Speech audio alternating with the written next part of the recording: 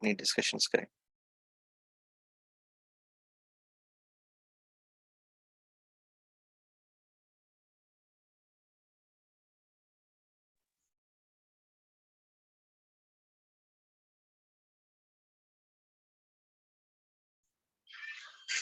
अस्सलाम वालेकुम सलाम। वालेकुम सर। सर एसईओ वालेकुम में सलाम। हम कीवर्ड्स ऐसे कीवर्ड्स हम यूज करते हैं जो सर्च इंजन ऑप्टिमाइज्ड हो, और हमारे जो प्रोडक्ट है या कोई भी वेबसाइट है उन कीवर्ड्स के थ्रू जब सर्च बार में सबसे ऊपर है। ठीक है,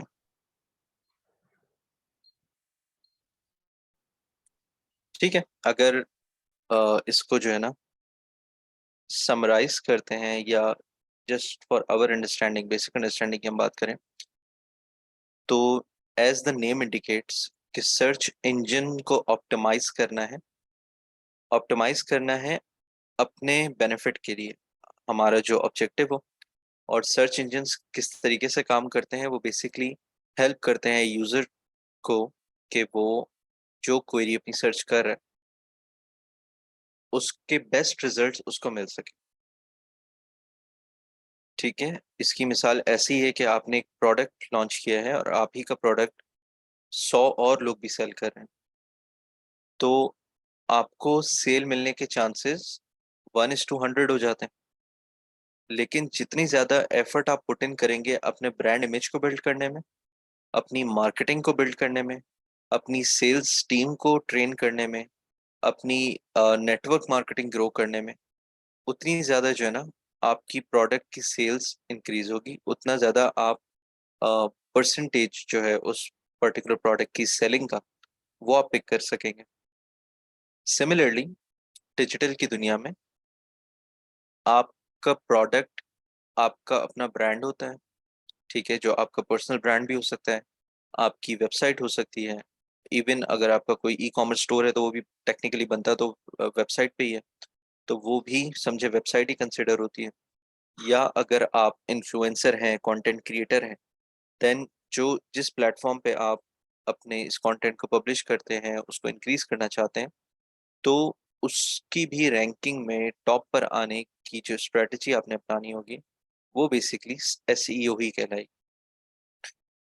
उसकी मिसाल ऐसे है कि आपने फेसबुक के ऊपर देखा है एक सर्च बार बना हुआ होता है। ठीक है, इंस्टाग्राम के ऊपर एक सर्च बार बना हुआ है, लिंक्डइन के ऊपर एक सर्च बार बना हुआ है, गूगल तो इटसेल्फ है ही सर्च इंजन, बिंग एक सर्च इंजन है। ठीक है, तो इन तमाम सर्च के जो बार्स होते हैं ना, इसके पीछे एक प्रॉपर, आप कह सकते हैं कुछ एल्गोरिथम्स चल रहे होते हैं जो कि डिफाइन करते हैं कि आप एज अ यूजर जो कोई रिसर्च कर रहे हैं उसका बेस्ट रिजल्ट आपको दिखाया जाए, ताकि आपके लिए भी काम आसान हो, और एज अ प्लेटफॉर्म वो आपको ईज ऑफ एक्सेस प्रोवाइड करें, सो दैट आपकी जो है ना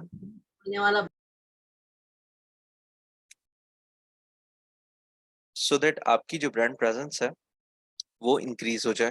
ठीक है, वो विजिबल हो जाए। अब लेट से आप फेसबुक पे जाते हैं। ठीक है, फेसबुक पे आप अपने किसी दोस्त को सर्च कर रहे हैं, आप उसका नाम टाइप करते हैं, तो टॉप रिजल्ट्स में ही सबसे पहले आपको अपने उसी दोस्त की प्रोफाइल नजर आ जाती है। उसकी वजह ये कि फेसबुक का एल्गोरिथम जिस तरीके से काम कर रहा है, सो उसको एक पर्टिकुलर आइडिया है कि अगर आप इस नाम को सर्च कर रहे हैं तो शायद आप सबसे पहले उस शख्स को ढूंढ रहे हैं जो आपके फ्रेंड सर्कल में है, आपके फ्रेंड रिक्वेस्ट में ऐड है। उसके बाद फिर वो आपको कुछ और प्रोफाइल्स दिखा देगा जो सिमिलर नाम की होंगी, कि शायद आप इसको नहीं किसी और को ढूंढ रहे हैं। अगर उनके नाम से कोई पेज या कोई ग्रुप बना हुआ है तो वो उनको शो करा देगा।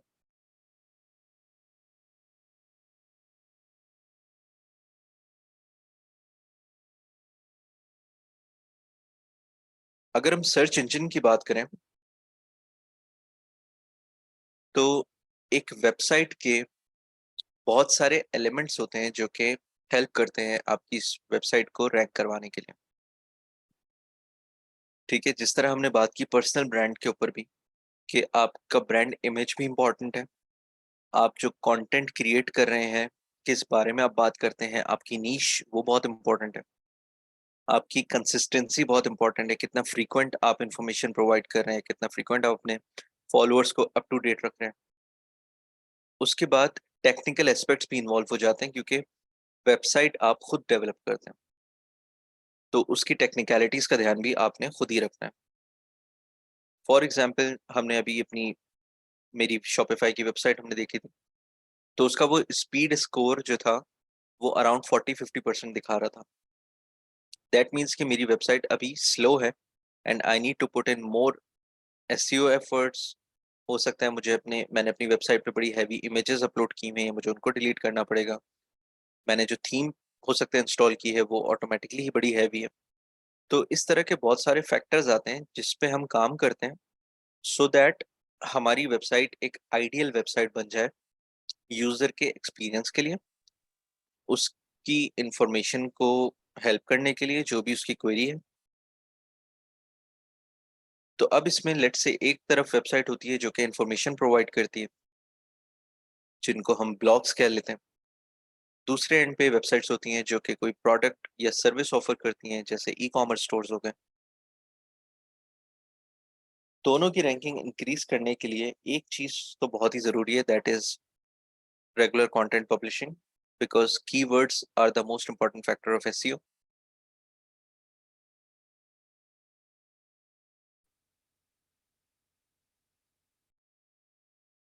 तो अगर हम SEO की टाइप्स की बात करें,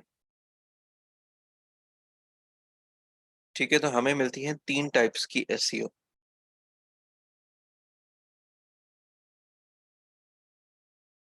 Let's say, let me just open this image for you guys.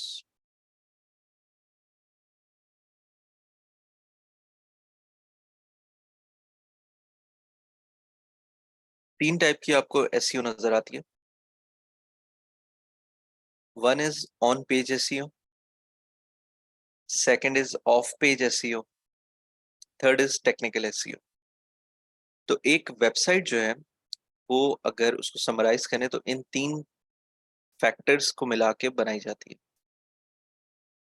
On page SEO में आपकी वेबसाइट की विजुअलाइजेशन, उसकी रिस्पॉन्सिवनेस, उसकी सारी एक यूजर इंटरफेस डिजाइनिंग, ठीक है, वो आ जाती है कि आपकी वेबसाइट दिखने में कैसी है, आपकी वेबसाइट पे कंटेंट कितना पब्लिश हुआ हुआ है, आपकी वेबसाइट का पूरा स्ट्रक्चर कितना यूजर फ्रेंडली है। ऑफ पेज एसईओ में हमारी सारी out of the website effort जितनी भी होती हैं to increase traffic on our website, वो इंक्लूड हो जाती हैं।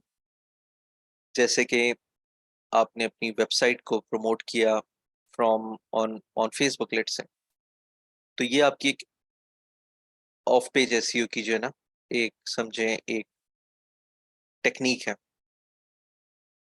इसी तरह लोग क्या करते हैं कि बहुत ज़्यादा जो है ना अपनी वेबसाइट के बारे में गेस्ट पोस्टिंग करवाते हैं। गेस्ट पोस्टिंग क्या होती है कि आप किसी और ब्लॉग पे अपने एक आर्टिकल को पब्लिश करवाएंगे और उस आर्टिकल में मे बी एक दो या मल्टीपल जगहों पे कुछ ऐसे हुक्स होंगे जो रीडर को आपकी वेबसाइट पे राउट करवाएंगे।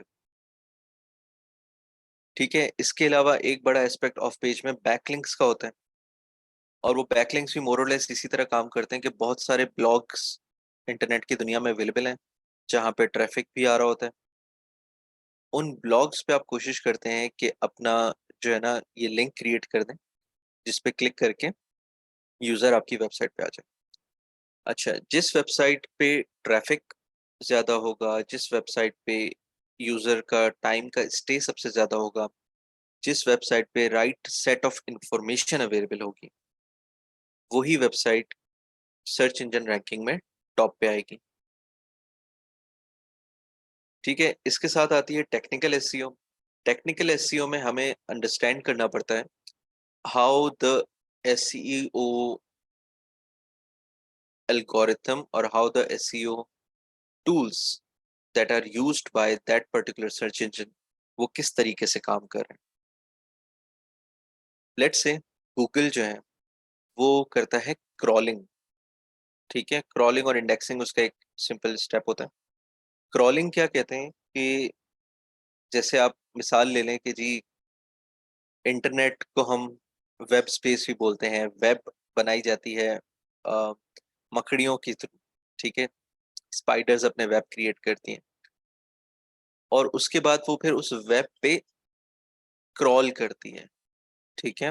वो हर जगह जाती है, ढूँढती है कि कहाँ पे उसका शिकार बैठा हुआ है, ठीक है? जहाँ पे उसका जो वेब है वो उसको टूटता हुआ लगता है, कमज़ोर लगता है, वो वहाँ जाके उसको रिपेयर करती है या ओवरऑल उसकी जो है ना क्रॉलिंग करके फिगर आउट करती है कि where that particular information is stored, वो है भी या नहीं है।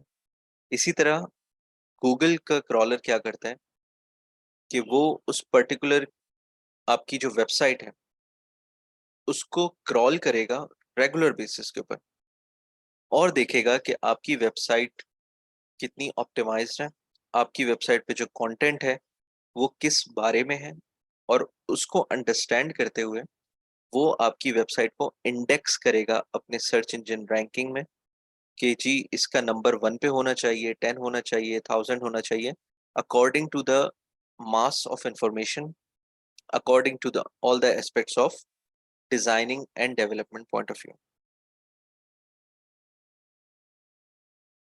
ठीक है जी।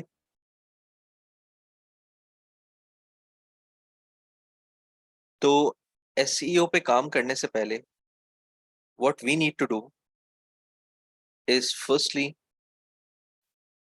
Understand all the aspects of SEO. इसके लिए हम चलें एक टूल यूज करते हैं, एसईओ साइट चेकअप। अब ये वेबसाइट क्या करती है कि यहाँ पे आप किसी भी वेबसाइट का यूआरएल दें और वो उस वेबसाइट की तमाम तर एसईओ की जो रिपोर्ट है वो आपको जनरेट करके दे देती है। ठीक है, कौन सी वेबसाइट चेक करें?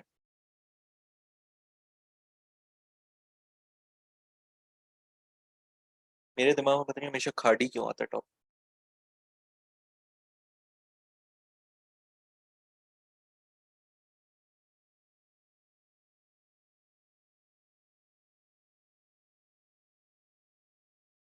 सर्कल वुमेन, चलें ट्राई करते हैं। यही वेबसाइट है ना? नहीं को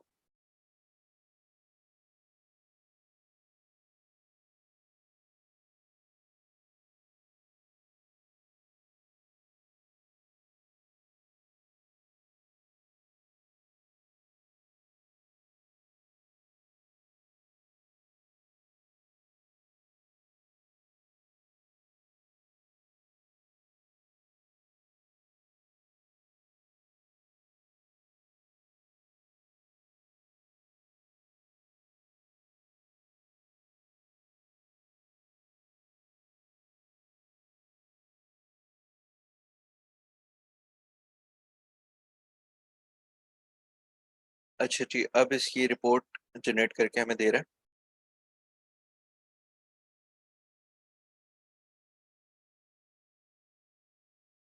ठीक है जी, एक इसने इसको एसईओ स्कोर जनरेट करके दिया 63 आउट ऑफ 100,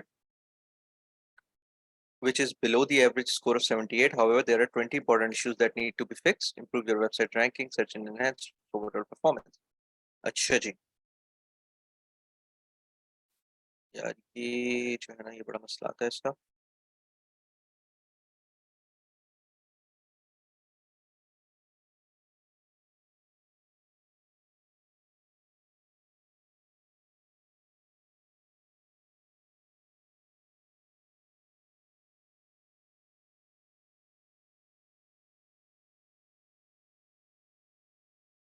ट्रायल चला गया। इसके पास ना एक ऑप्शन होता है, चले मैं काम करता हूँ, मैं इस पूरे पेज का ना स्क्रीनशॉट ले लेता हूँ।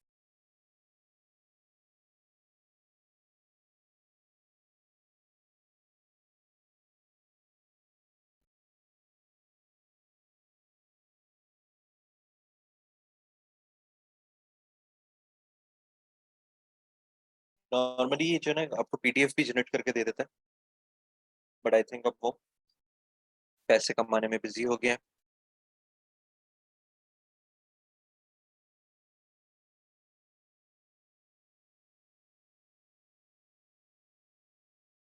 चलिए यहाँ पे इसको देख लेते हैं।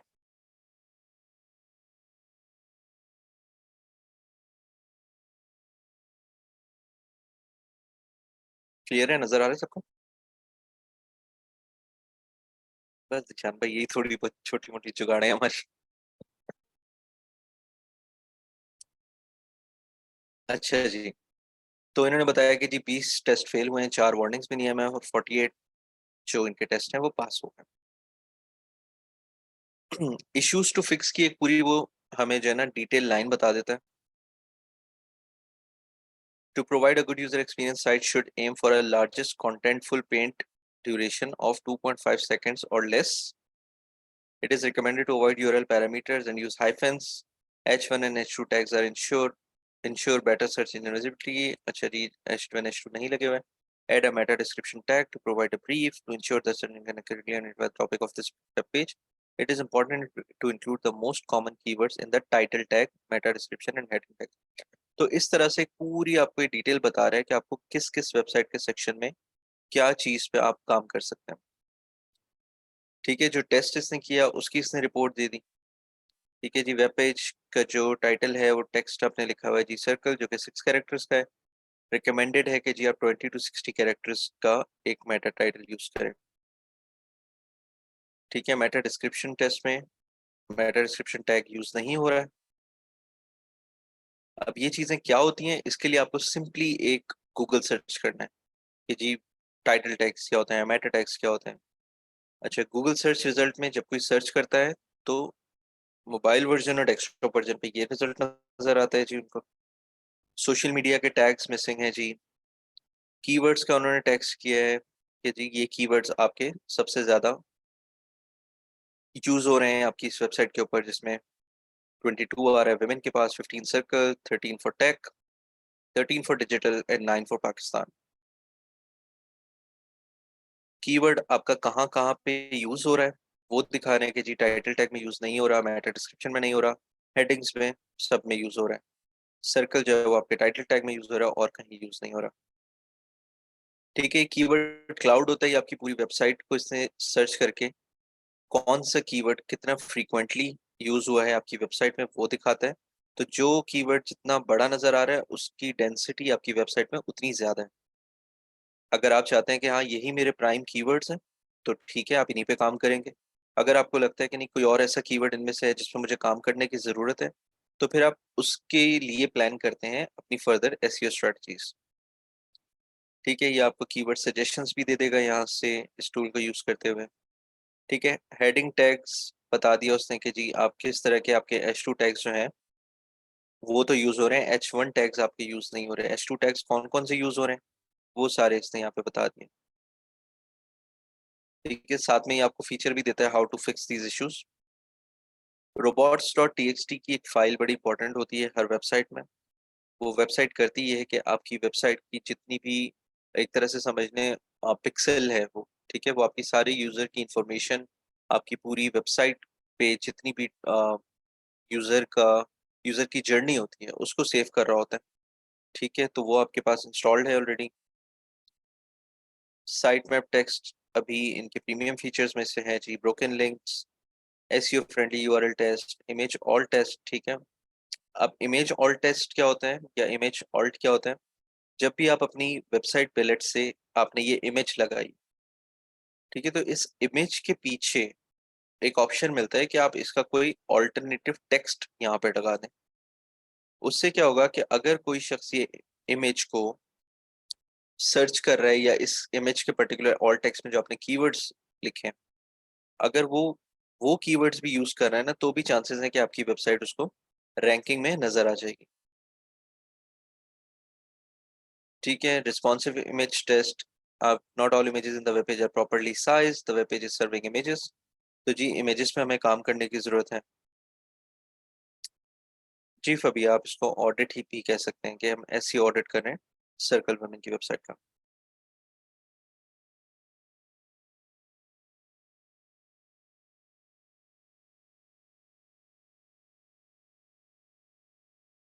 अच्छा जी, इमेज का एस्पेक्ट रेशियो आपने फिक्स करना है, इनलाइन CSS स्टाइल्स यूज हो रहे हैं, ठीक है जी, उसको किस तरीके से फिक्स कर सकते हैं, हम कर सकते, हम यहाँ पे देख सकते हैं जी सदफ।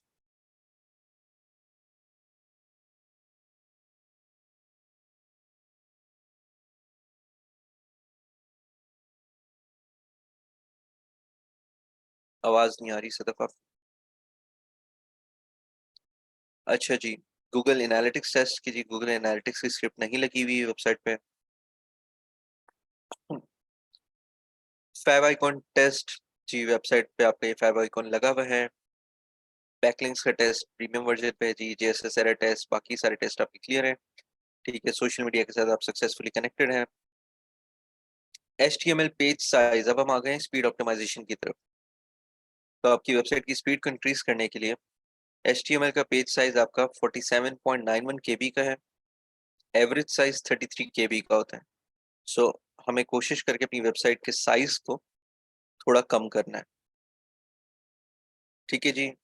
डॉक्यूमेंट ऑब्जेक्ट मॉडल का साइज 4792 नोट्स है, ठीक है, जो कि 1500 के आसपास होना चाहिए जी सारा।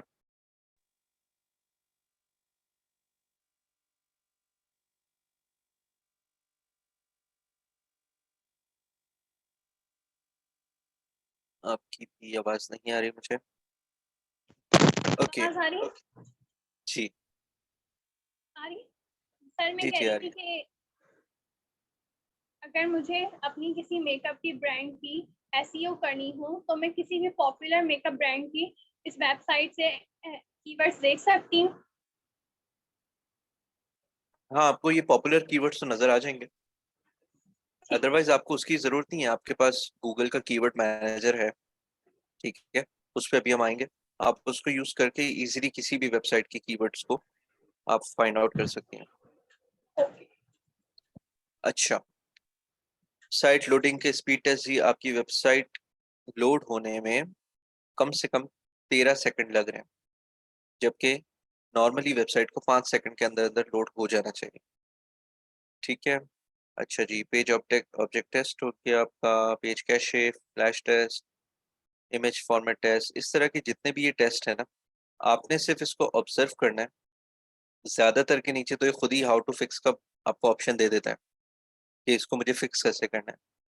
और ओवरऑल SEO में काम यही है कि आपने इन चीज़ों को ही फिक्स करना है, ठीक है। ये सारी ऑन पेज SEO की कैटेगरी में आ रही है कि मेरी वेबसाइट पे ओवरऑल स्ट्रक्चर वाइज, ठीक है, कुछ टेक्निकल एस्पेक्ट भी आ जाते हैं इसमें टेक्निकल SEO के, अदरवाइज आपकी ऑन पेज SEO की इस तरह की, सिर्फ एक वेबसाइट नहीं है ऐसी, आपको बहुत सारी वेबसाइट मिल जाएंगी, आपने सिर्फ सर्च करना है SEO ऑडिट ऑनलाइन, ठीक है, तो आपको बहुत सारी ऐसी वेबसाइट्स मिल जाएंगी जहाँ से आप किसी भी वेबसाइट का ऑडिट कर सकते हैं,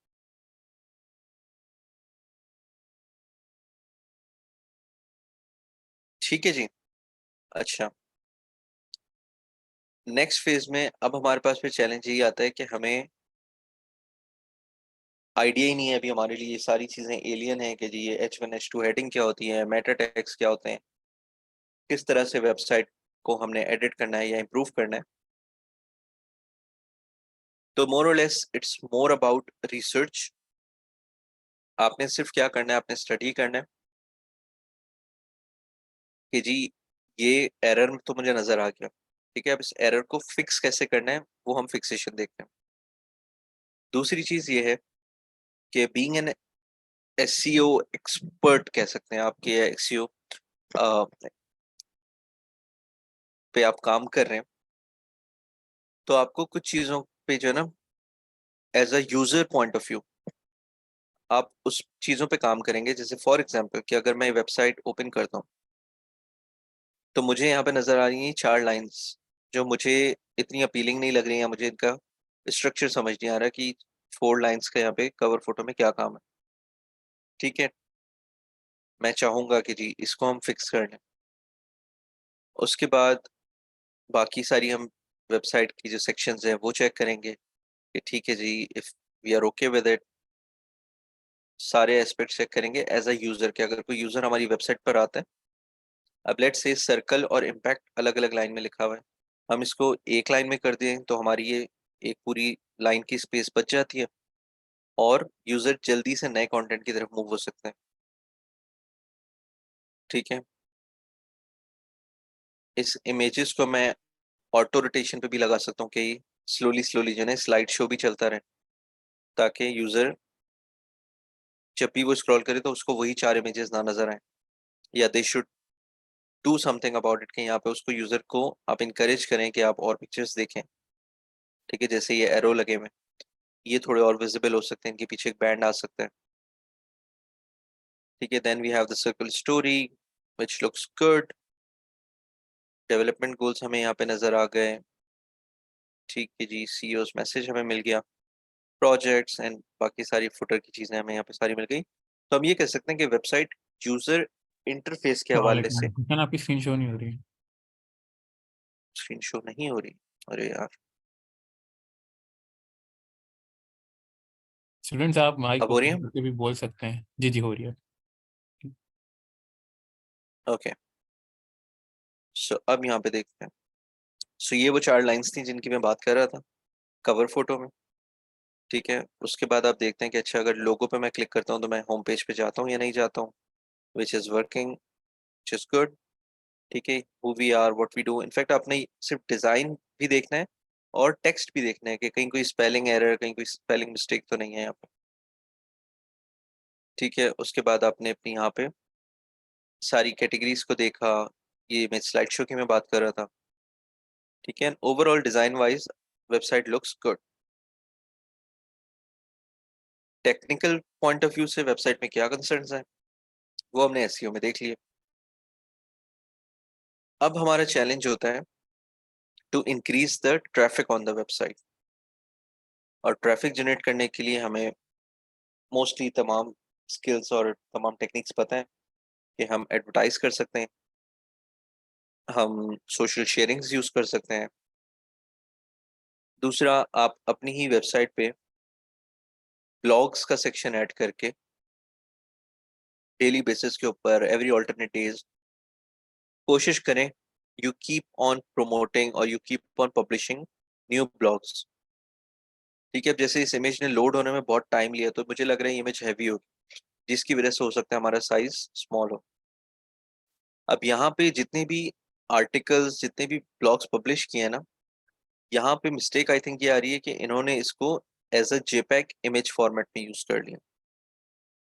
what we should have done is कि प्रॉपर ब्लॉग टाइप करके लिखा जाए, ताकि जब क्रॉलर वेबसाइट को क्रॉल कर रहा हो हमारी, तो वो उस टेक्स्ट को पढ़े, वहां से मजीद कीवर्ड्स निकाले और देन हमारी वेबसाइट को रैंक करने में हेल्प करें। इमेज फॉर्मेट में क्या होगा कि वो इमेज को उतना डीपली रीड नहीं करता, स्पेशली इमेज के ऊपर जो टेक्स्ट होता है उसको वो इस तरह से रीड नहीं करेगा। और ये आई थिंक ये न्यूज़लेटर लोड होने में भी काफ़ी टाइम ले रहा है, तो ये शायद हैवी भी होगी काफ़ी फाइल। सो जितना ज़्यादा आप टेक्स्ट बेस्ड काम करेंगे अपनी वेबसाइट के ऊपर, उतनी ज़्यादा आपकी वेबसाइट को इंक्रीज अपना रैंक करने में हेल्प मिलेगी।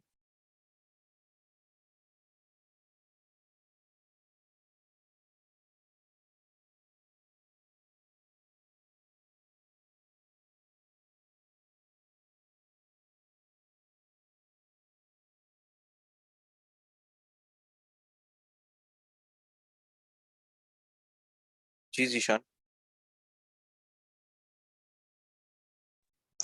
सर ये जो हम एसईओ भी पढ़ रहे हैं तो इस पे तो काफ़ी चीज़ें काफ़ी टेक्निकल भी हैं। तो एक जो जी, यूज़र है जो अपनी वेबसाइट चला रहा है या फेसबुक चला रहा है तो उसके लिए तो मुमकिन नहीं है कि वो खुद एसईओ को खुद ही हैंडल कर सके। उसके लिए लाजमी उसको हायर करने पड़ेंगे एसईओ स्पेशलिस्ट।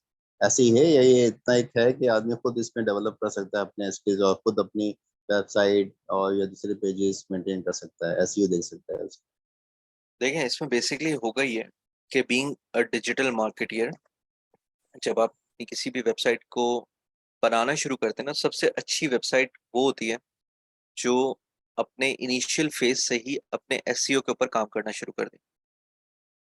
नॉर्मली क्या होता है कि वेबसाइट बना दी जाती है किसी भी टेक्नोलॉजी पे, किसी भी डोमेन पे, किसी भी होस्टिंग सर्वर पे अपलोड करके, और बाद में जब एसईओ की बारी आती है तब तक पता चलता है कि जी हालात तो इतने ख़राब हैं कि पहले इन हालात को फिक्स करना पड़ेगा, उसके बाद प्रॉपर एसईओ और जो है ना हर एसईओ वाला चाहता है कि उसकी ऑन पेज और टेक्निकल एसईओ परफेक्ट हुई भी हो। एक गलत वेबसाइट आप बना लेंगे और उसके बाद उसको सही करेंगे तो आपके लिए भी परेशानी है, टाइम का भी वेस्ट है। लेकिन जब आप वेबसाइट बना ही रहे हैं, तभी अगर आप सिर्फ ये ऑडिट की आप हेडिंग्स को ही देख लें, ठीक है, सिर्फ इन सारी ये जो लेफ्ट पे जितनी हेडिंग्स चल रही हैं, आप इनको जहन में रख के आप अपने डेवलपर के साथ बात करें कि ठीक है जी, जो मैं वेबसाइट चाह रहा हूँ उसमें मेटा टाइटल होना चाहिए, उसकी डिस्क्रिप्शन ये होगी, उसके जो है ना सर्च रिजल्ट के प्रीव्यू इस तरीके का नजर आना चाहिए, सोशल मीडिया टैग्स आप लगाओगे। जितनी ज्यादा बातें उसको पहले से आप बता दोगे उतना ईजी हो जाएगा उसके लिए डेवलप करना फर्स्टली। दूसरा, आपको फिर बाद में मेहनत नहीं करनी पड़ेगी, जैसे ही आपकी वेबसाइट लाइव होगी वो आपकी वेबसाइट इंडेक्सिंग और ऑफ पेज एसईओ के लिए रेडी हो जाएगी। जी जीशान। जी सर, शुक्रिया। ये तो इसका मतलब है कि हम जो फ्री पोर्टल्स के ऊपर पे जा रहे होते हैं, वर्डप्रेस पे जाते हैं या किसी दूसरी वेबसाइट पे अपने नाम के साथ विक्स के साथ चले आते हैं, तो क्या वो इन सब चीज़ों का ख्याल रखते हैं कि जब हम एसईओ पे जाएं तो उनको ये दिक्कत ना आ रही हो?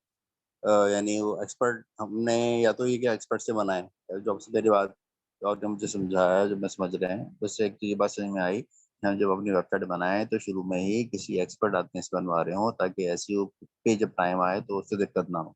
एक, अगर हम फ्री पे जाते हैं, वर्डप्रेस पे बना रहे हैं या दूसरे दूसरे प्लेटफॉर्म को यूज कर रहे हैं, तो क्या वो बाय डिफॉल्ट उन्होंने वो जो प्रिकॉशंस लिए हुए होते हैं कि जब हम एसईओ पे जाएं उसके लिए तो वो काम कर रहे हो? पता नहीं मैं सवाल कर समझा पाया कि नहीं समझा पाया देखिए, सवाल अपना। इसका सीधा सा जवाब है, जी जब तक मांगोगे नहीं तब तक मिलेगा नहीं। जी ठीक है, चाहे जितना भी एक्सपर्ट डेवलपर हो, वो चाहेगा कि आपका प्रोजेक्ट जल्दी से जल्दी खत्म करके वो नेक्स्ट प्रोजेक्ट पे मूव करे। डेवलपर क्या कहेगा आपको कि जी आप मुझे रिक्वायरमेंट अपनी भेज दें। आप उसको रिक्वायरमेंट क्या भेजोगे? जी मुझे इस तरह की ये रेफरेंस वेबसाइट है, ऐसी वेबसाइट बना के दे दें मुझे, ये मेरे कवर फोटोज हैं, ये मेरा कंटेंट है, और आप मुझे ये पेजेस बना के दे दें। डेवलपर वो पेजेस आपको बना के दे देगा। लेकिन अगर आपके पास नॉलेज होगी बेसिक एसईओ की, या डेवलपर अगर तो बहुत ही ऑनेस्ट है वो, तो वो आपको पहले एक पूरा क्वेश्चनर भेजेगा जिसमें वो उसको ऑटोमेटिकली एसईओ के भी सारे सवाल पूछने चाहिए, along with the website design, along with the website development, along with the website's responsiveness testing। Although मैंने नहीं देखा अभी तक कोई भी ऐसा डेवलपर जो इतना डिटेल में काम करता हो।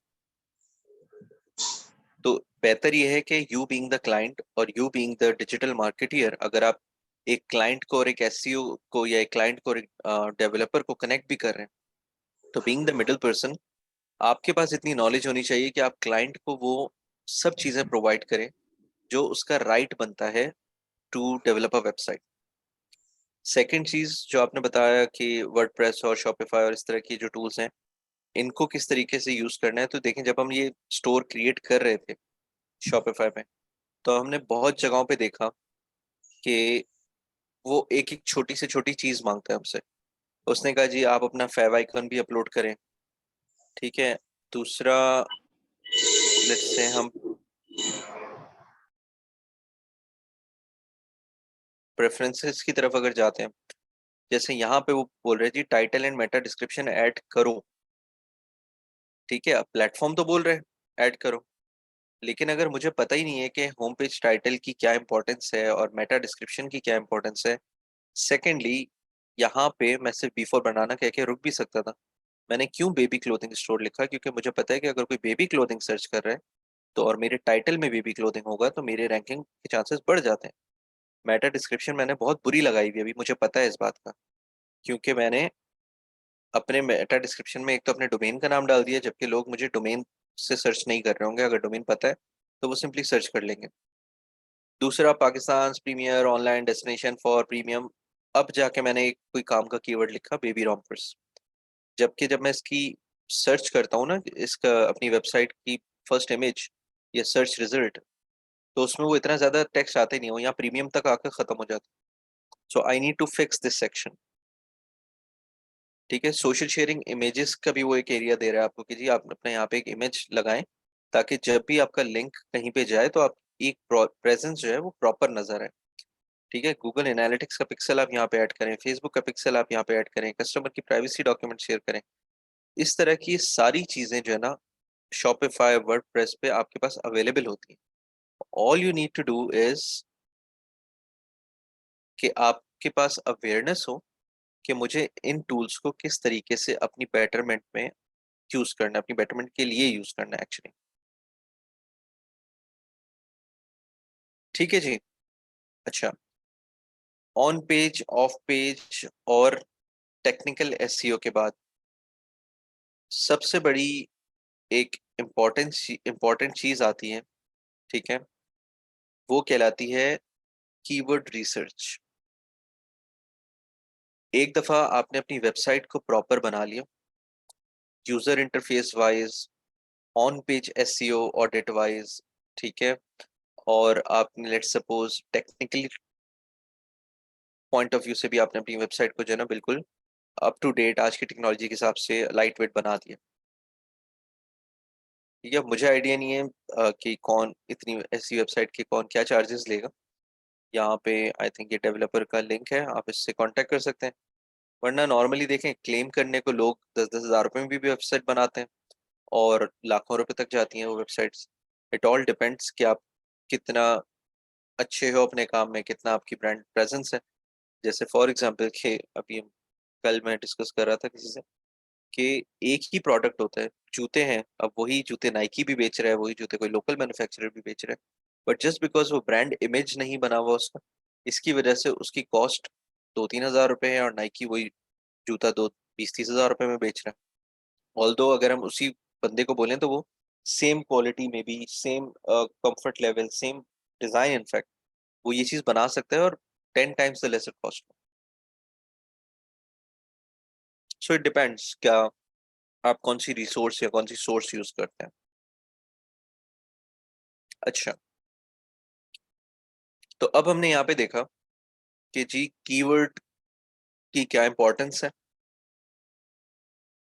सर्च पे आप कुछ भी लिखते हैं, लेट्स सपोज सर्कल वुमेन, मैंने सिर्फ सर्कल वुमेन लिखा और सर्कल की वेबसाइट टॉप पे नजर आ गई। उसकी वजह क्या है? Firstly the name, secondly the domain name. Automatically domain ही वो है जो मैं सर्च कर रहा हूँ। ये ऐसे हो गया कि मैं अगर अपना नाम सर्च करूं तो मेरे नाम के जितने लोग हैं वो ऑटोमेटिकली यहाँ पे शो हो जाएंगे। पर अगर मैं कहता हूँ कि जी एसोसिएशन फॉर वुमेन, अब यहाँ पे आप देखें रिजल्ट नजर नहीं आ रहा। तो यहाँ पे हमें अपने बिजनेस पॉइंट ऑफ व्यू से, हमें अपने ब्रांड पॉइंट ऑफ व्यू से सोचना है कि who are we targeting. If we are looking for, let's say कोई कंपनी है वो चाहती है कि जी हमारे पास एक CSR का फंड है और हम किसी ऐसी एसोसिएशन पे को जो है ना स्पॉन्सर करना चाह रहे हैं जो कि विमेन के लिए काम करती है, तो वो ये चीज सर्च करेंगे एसोसिएशन फॉर वुमेन, क्योंकि उनको लेट से भी सर्कल का नाम नहीं पता। उन्होंने लिखा association for women in Pakistan. ठीक है, तो अब यहाँ पे इनको दिखा जी ऑल पाकिस्तान वुमेन एसोसिएशन, औरत फाउंडेशन, पाक NGOs, ठीक है, UN वुमेन, ठीक है। यहाँ पे आके वो भी लिंक्डइन पेज सर्कल का हमें यहाँ नजर आता है, बिकॉज प्रोबेबली इन बाकी सब नामों में सबसे ज्यादा एक्टिव लिंक्डइन पेज होगा। तो यहाँ पे अब वो जो स्पॉन्सर है या जो मैनेजर है, जो डायरेक्टर है उस पर्टिकुलर कंपनी का, वो इसी पेज में अपना फैसला कर लेगा कि मुझे किसके साथ काम करना है, किसको कांटेक्ट करना है। What organisations help women in Pakistan, और सबसे पहला नाम ही है बेदारी गर्ल्स नॉट ब्राइड्स का आ रहा है। So obviously he might see this first, which NGO supports women, तो उसको एक यहाँ पे लिस्ट मिल जाती है। यहाँ पे भी नहीं तो फिर उसके बाद जी आगे वो क्या देखेगा, what is organisation for helping women, यहाँ पे बहुत सारे नाम आ गए। इन सब के बाद भी अगर वो बड़ा कंसिस्टेंट रहा तब वो जाके एंड में जाके देखेगा कि अच्छा जी सर्कल वुमेन भी है। तो अब as a organisation, as association क्या होना चाहिए, बिकॉज हमारा ऑब्जेक्टिव ये है कि उस तक पहुंचे जो हमारा नाम नहीं जानता। So we will work on our SEO efforts, और उसको लेके हमारी कोशिश होगी कि हम इन पर्टिकुलर कीवर्ड्स में भी रैंक करें टॉप पे। जी, तो मेन काम ये होता है कि जिसको हमारे बारे में नहीं पता उसको पता चल जाए। जो डायरेक्टली हमारे नाम से सर्च कर रहे हैं तो उसको तो पता ही है, ठीक है, वो पहुंच जाएगा हम तक। So this is called keyword research. अपने ऑब्जेक्टिव्स को नजर में रखते हुए आपको ये ध्यान में रखना है कि जी कौन से कीवर्ड्स ऐसे हो सकते हैं जो मेरा टारगेट ऑडियंस या टारगेट यूजर जो है वो क्या सर्च करके मुझे ढूंढ रहा होगा, मेरी इंडस्ट्री को ढूंढ रहा होगा, मेरे रिलेटेड, लेट सपोज मेरे कंपेटिटर्स को ढूंढ रहा होगा, मेरे एसोसिएट्स को ढूंढ रहा होगा। सो अब ये तो एक कीवर्ड मैंने यहाँ पे यूज कर लिया, वो भी बड़ा दिमाग लगा के, बड़ी जी एक्सपीरियंस लेके।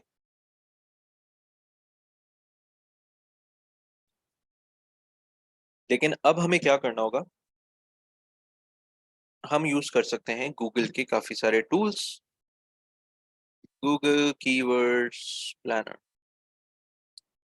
आई थिंक कीवर्ड रिसर्च,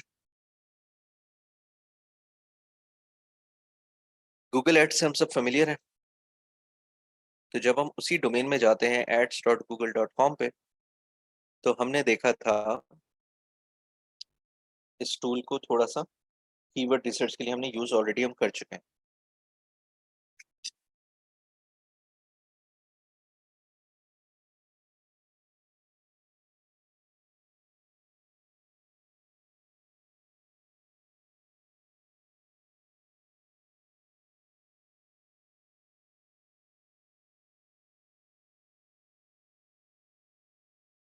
ठीक है जी, यहाँ टूल्स एंड सेटिंग्स में गए,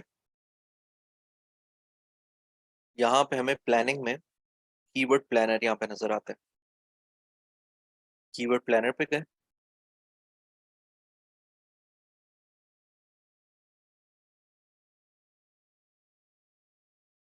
डिस्कवर न्यू कीवर्ड्स और get search volume and forecast.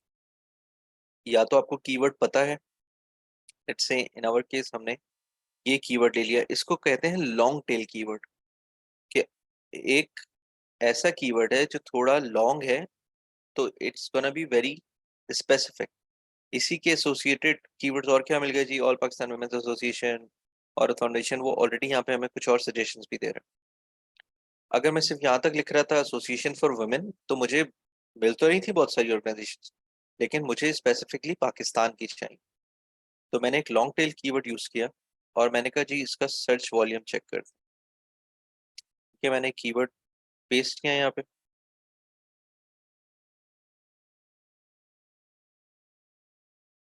ठीक है, अब ये मुझे बता रहे हैं कि जी इसका कोई ऐसा इनके पास रिजल्ट अभी अवेलेबल नहीं है, बिकॉज बड़ा स्पेसिफिक कीवर्ड है, इतना ज्यादा कौन एसोसिएशंस को सर्च कर रहे हैं women.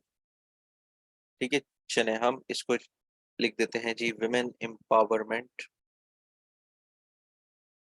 Pakistan.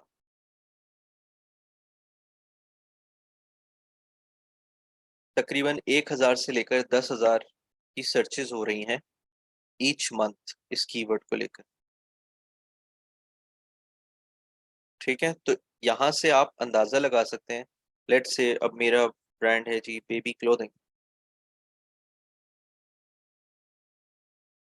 Rompers, infant clothing. ठीक है, मैंने 3 कीवर्ड्स यहाँ पे यूज किए एंड लेट्स सी कि जी इनकी क्या फ्रीक्वेंसी है। 1000 से 10,000, 100 से लेकर 1000। बेबी रॉम्पर्स का इतना ज्यादा इनके पास डेटा नहीं है, दैट मीन्स मुझे अपनी जो स्ट्रेटजी है वो बेबी क्लोथिंग या इन्फेंट क्लोथिंग के ऊपर रखना है, कि पाकिस्तान में ज्यादातर लोग इसको क्लोथिंग से स्पेसिफिक करते हैं, रॉम्पर्स वो लोग नहीं सर्च कर रहे होते। तो अब जहां जहां मैंने यहाँ पे लेट से बेबी रॉम्पर्स लिखा है, दैट मीन्स इसको मुझे बेबी क्लोथिंग करना पड़ेगा। This thing is right, this is wrong. ठीक है, तो इस तरह हम अपनी कीवर्ड की स्ट्रेटजी को मॉडिफाई कर सकते हैं। दूसरा, अभी हमें आइडिया नहीं है जी कीवर्ड क्या है, तो हम एक चीज तो ये कर सकते हैं कि लेट सपोज जी मैंने यहाँ से, हमने आई थिंक ये किया भी था बच्चा पार्टी को लेके, कि मैंने सिंपली उनकी वेबसाइट का लिंक यहाँ से कॉपी किया, उस लिंक को यहाँ पेस्ट कर दिया और कहा जी मुझे रिजल्ट दिखाओ। तो यही आपके सवाल का जवाब भी था कि अब मैंने बस उस कंपटीशन का लिंक यहाँ पे लगाया और उसके जितने भी कीवर्ड्स रैंक हो रहे हैं वो सब मुझे यहाँ पे नज़र आ रहे हैं। उसकी एवरेज कितनी सर्चेज हो रही हैं मुझे वो नज़र आ रही हैं। ठीक है, मैं इसको लेट्स से फिल्टर करता हूँ।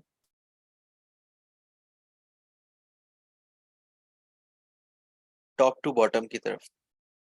तो अब जो सबसे ज़्यादा इंटेंस कीवर्ड्स हैं, सबसे ज़्यादा डेंसिटी वाले कीवर्ड्स हैं, वो सब यहाँ पे शो होना शुरू हो गए towards the less used ones. जी सर। सर आपको आवाज आ रही है? जी। सर मैं ये कह रही थी कि ना, अब मैं गूगल एड्स लगा रही थी तो ना अब मैंने उसकी बिलिंग नहीं की, अब मुझे वापस बैक करना है तो यहाँ पर बैक का कोई ऑप्शन नहीं है। बिलिंग नहीं की और बैक का ऑप्शन नहीं, मतलब पेमेंट करनी थी मुझे ऐड की, अब मैं ऐड नहीं लगा रही, मतलब मैंने ड्राफ्ट करना है वो ऐड, अब वो बैक बैक कैसे करूँ मैं? पेमेंट आपकी अभी लगी हुई नहीं है नहीं। तो बंद कर दो उस ब्राउजर को और दोबारा से गूगल एड्स खोल लें। दोबारा से गूगल एड्स खोल रही हूँ तो वो बार बार वही स्क्रीन शो कर रहा है। मैं आपको उससे पिक्चर लेके सेंड करूँ? पिक्चर से आइडिया नहीं होगा। काम करते हैं, अगर एंड में हमारे पास टाइम बचा तो आप स्क्रीन शेयर कर दिएगा, हम उसको फिक्स करने की कोशिश करेंगे। जी ठीक है। ठीक है जी। अच्छा, सो यहाँ पे हमें कीवर्ड्स मिल गए। अब लेट्स से हम सर्च करना चाहते हैं women association Pakistan technology entrepreneurship. ठीक है, और इसके बाद हम बात कर सकते हैं कि जी ऑनलाइन कोर्सेज। मैंने प्रोडक्ट्स और सर्विस यहाँ पे अपने बिजनेस से रिलेटेड लिख दी। ठीक है, मैंने कहा जी मुझे रिजल्ट दिखाओ। अच्छा, इसने सबको एक ही कंसिडर कर लिया, इसको करते हैं एडिट। सबके आगे सिर्फ मुझे कॉमा ऐड करना।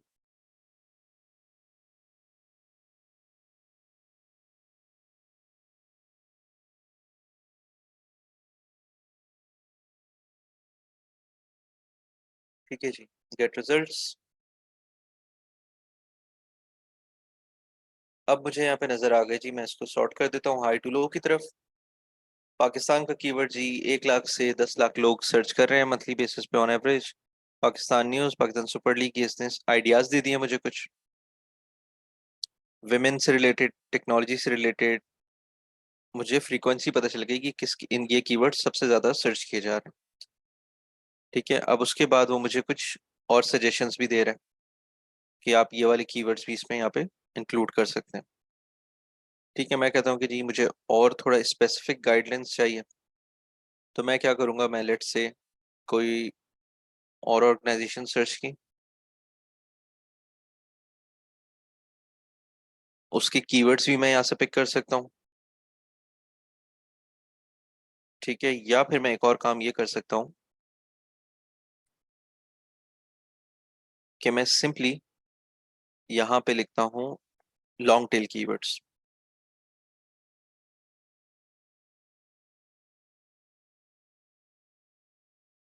ठीक है जी,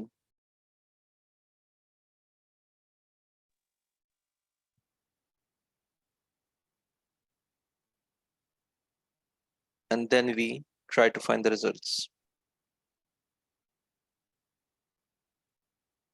ठीक है जी, अब हमें पता चल गया 10 से लेकर सिर्फ 100 सर्चेज हो रही है विमेन एसोसिएशन की, टेक कोर्सेज। बाकी इसने फिर आइडियाज हमें इस तरीके से देना शुरू कर दिए कि आप इन कीवर्ड्स को भी इंक्लूड कर सकती हैं। ठीक है, तो इसमें से जो कीवर्ड्स हमें लगते हैं कि जी हाँ these are good for us, उन कीवर्ड्स को हम अपने कीवर्ड प्लान में इंक्लूड कर लेंगे।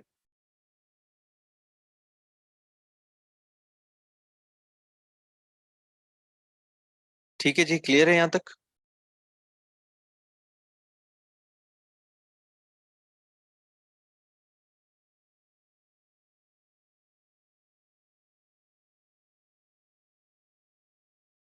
ओके। अच्छा जी।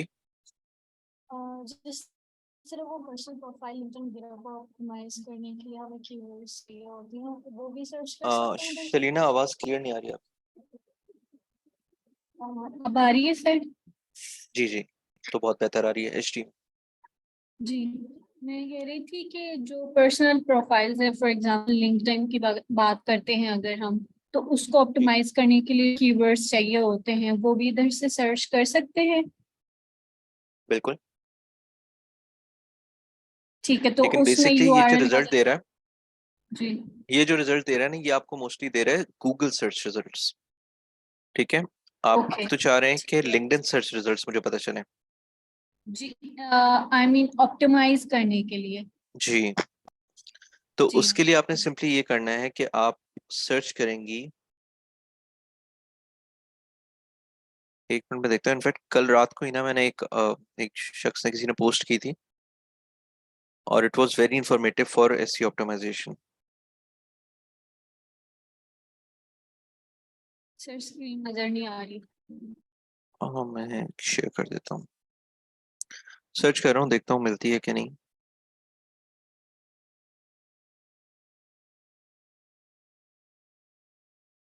फिल्टर लगा के देखता हूँ कि जी,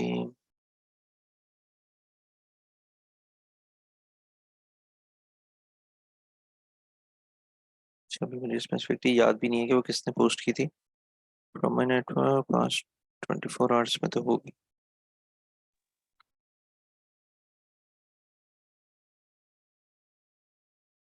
ठीक है, वैसे तो ये बहुत सारी आपको मिल रही हैं ऑलरेडी आर्टिकल्स के, मेक योर प्रोफाइल ऑप्टिमाइज्ड।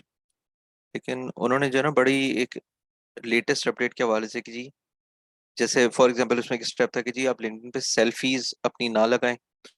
सेल्फियां जो है वो इंस्टाग्राम फेसबुक तक रहने दें। लिंक्डइन पे आप सिर्फ मंथ में 2 पिक्चर्स यूज करें। इस तरह की ना पूरी उन्होंने गाइड बना के दी हुई थी। ठीक है, otherwise simply let's say optimisation search करें अगर।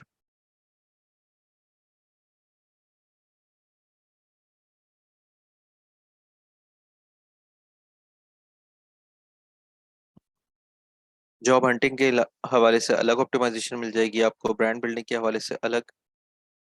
लेकिन थोड़ी सर्च करेंगे तो आपको मिल जाएगी पॉसिबली। ठीक है, और उनको यूज करके जो बेसिक्स हैं आपकी, वो तो आपको पता है कि जी मुझे अपनी प्रोफाइल में cover photo, profile picture, description, about a section, recommendations, अपनी जो है ना एक्सपीरियंसेस, एजुकेशन, इन सबको मैंने अप टू डेट रखना है।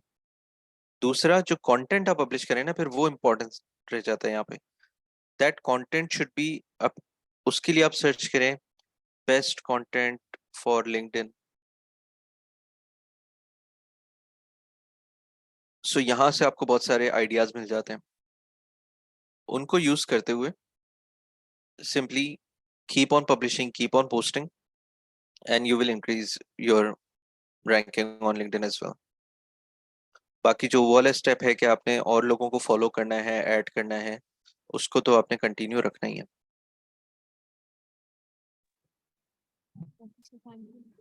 ठीक है, चलें 10 मिनट का ब्रेक लेते हैं एंड देन उसके बाद कंटिन्यू करते हैं।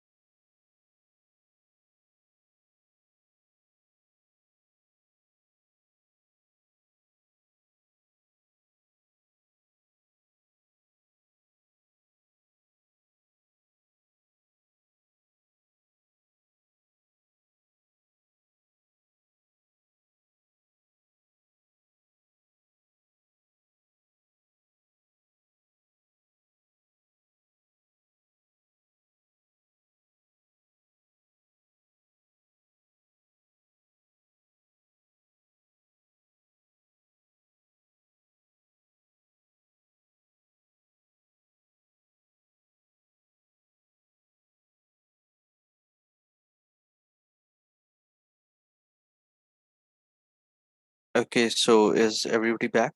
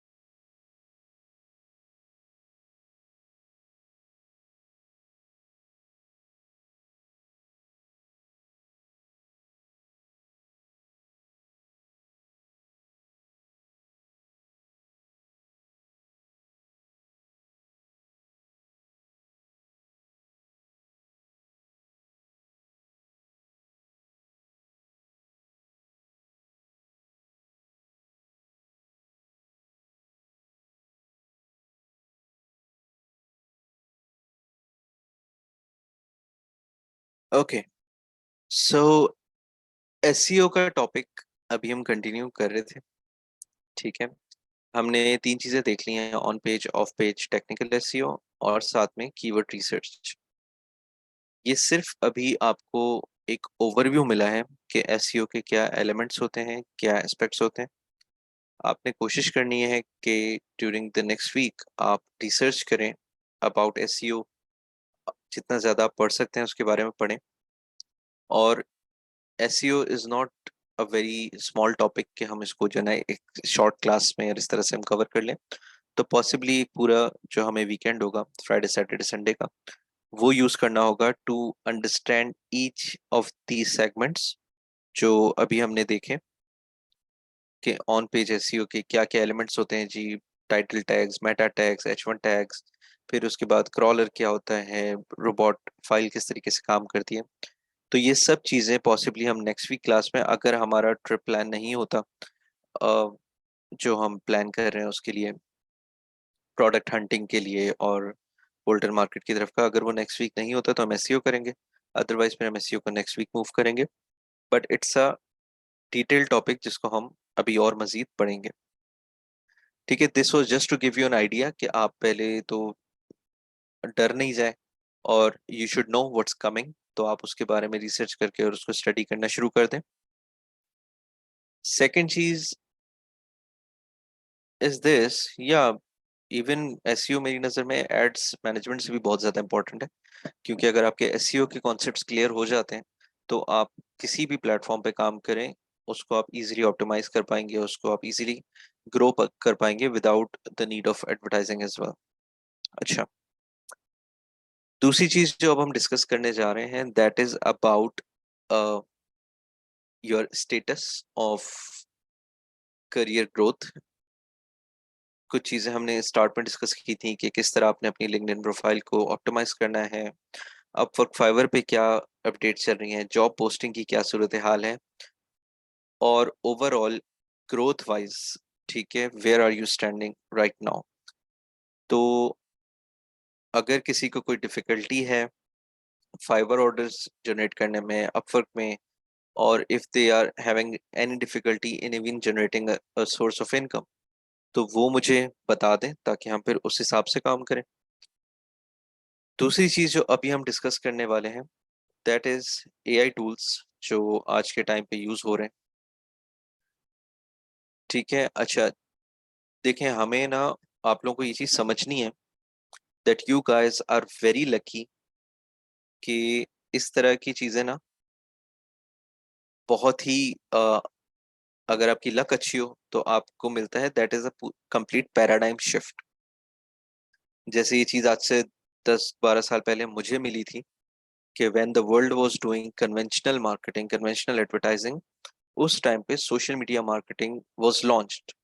मैंने उसको ग्रैब किया, मैंने उसको स्टडी किया, तो उसका बेनिफिट ये हुआ कि since everybody wanted to do it or to get it done, but there were very few people who were actually able to deliver good results. तो उससे फायदा ये हुआ कि B it local B it international, काफी companies ने approach किया मुझे मे बी जॉब के लिए, ठीक है। उसके बाद जब मैंने एजेंसी इस्टेब्लिश की, एजेंसी के टाइम पे पाकिस्तान में अगर हम बात करें सबसे बड़े ब्रांड्स की, तो McDonald is one of the top brands. तो मैकडोनल्ड से लेकर हर ब्रांड तक की मेरे पास अप्रोच आ गई, शान फूड्स आ गई, खाडीज और चने जमशेद और ये सब। इन सब के साथ काम करके आई गेट द आइडिया कि there are not many people who are able to do this work, firstly. Second, the way I have prepared myself for this time is making me stand out among the crowd, जिसकी वजह से मेरे लिए बहुत ज़्यादा opportunities open हो गई हैं। मेरे लिए बहुत ज़्यादा जो है ना एक मैं कह सकता हूँ कि एक पूल ऑफ अपॉर्चुनिटीज मेरे लिए रेडी था through out the time, like for from next like last 10 to 12 years। उसको मैंने बड़ी लेवरेज ली जी, उसने मुझे मेरी पहचान दी, उसने मुझे मेरा काम दिया, उसने एक जो है ना इम्पोर्टेंस दी मुझे, मतलब I am known by the work that I do. And now you guys are lucky कि आपके पास एआई का वो एक पैराडाइम शिफ्ट मिल रहा है आपको। अब जिसने इसको अचीव कर लिया, क्लेम कर लिया, जिसने इसको ग्रास्प कर लिया, they are gonna be very much ahead then the previous ones. जैसे मुझे बहुत सारे लोग कहते थे कि यार तुमने सही टाइम पे सोशल मीडिया स्टार्ट कर दिया, काश हम भी कर लेते तो अभी हम भी जो है ना डिजिटल में और इसमें होते। सेम चीज अभी जो एआई में अपने आप को एक्सपर्ट बना लेगा, they are gonna be taking this leverage far beyond. क्योंकि अभी हम एआई की बात कर रहे हैं, एआई के बाद नेक्स्ट स्टेप हमारा मेटावर्स की तरफ जाएगा, ठीक है। सिर्फ आपने क्या करना है कि अभी स्टार्ट करें एआई प्रॉम्प्टिंग से। अब अगर हम इस कोर्स को भी अगर समझे ना, तो जितनी चीजें मैं अभी आपको पढ़ा रहा हूँ वो सारी बेसिक नॉलेज है, बेसिक इंफॉर्मेशन है about each of that topic. उसमें अभी हम बहुत ज़्यादा एडवांस्ड सेक्शन की तरफ नहीं जा रहे, या बहुत ज़्यादा हम लोग जो है ना एक्चुअल हैंड्स ऑन ट्रेनिंग जितनी हद तक मुझसे हो रही है मैं दे रहा हूँ। बट जब आप करने जाएंगे तो ऑब्वियसली कुछ चैलेंजेस आपको फेस करने पड़ेंगे, कुछ टेक्निकल डिफिकल्टीज आएंगी आपके पास। लेकिन अब हो क्या रहा है कि अगर इस पैराडाइम शिफ्ट को हम समझें, जब मैंने एडवर्टाइजिंग स्टार्ट की तो हमें पूरी एडवर्टाइजिंग मैनुअल करनी पड़ती थी। मैंने आपको सिखाई भी मैनुअल एडवर्टाइजिंग। उसकी वजह यह है कि ऑल्दो मैंने आपको दिखाया था कि जी एडवांटेज प्लस की कैंपेन्स और एआई कैंपेन्स बन जाती हैं, लेकिन अगर आपको बेसिक पता होंगी ना, then you will be able to differentiate between a good campaign and a bad campaign. Secondly आपको पता होगा कि किन फैक्टर्स पे आपको काम करने की ज़रूरत है to improve the results of this particular campaign.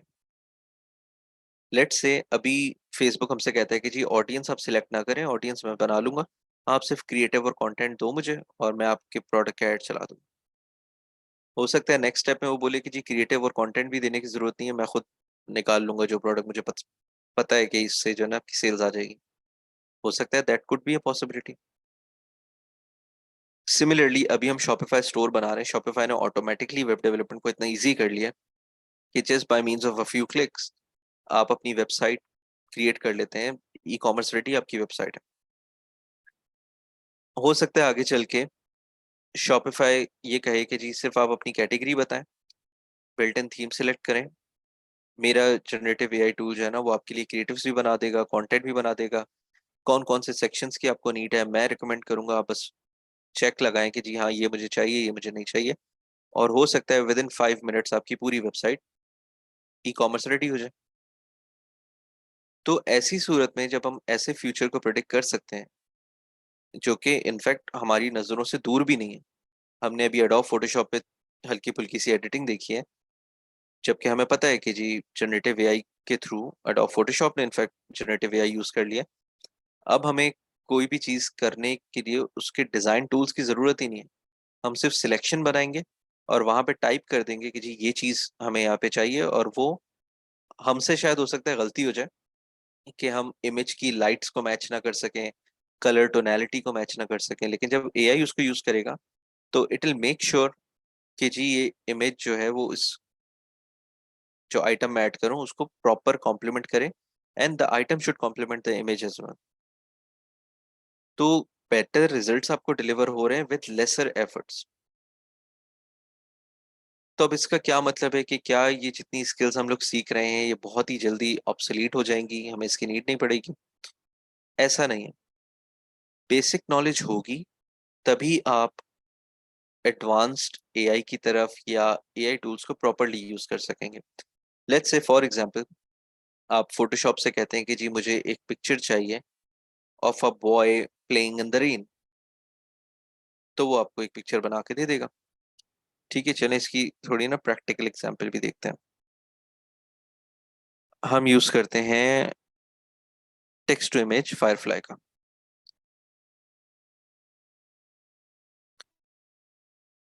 ठीक है, अब मैं यहाँ लिखता हूँ a boy playing in rain.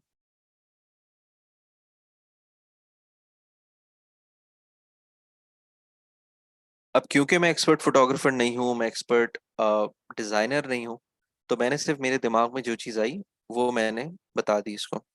ठीक है, अब यहाँ से आर्ट ऑप्शन से लगता है, मैंने कहा जी मुझे फोटो ऑप्शन चाहिए।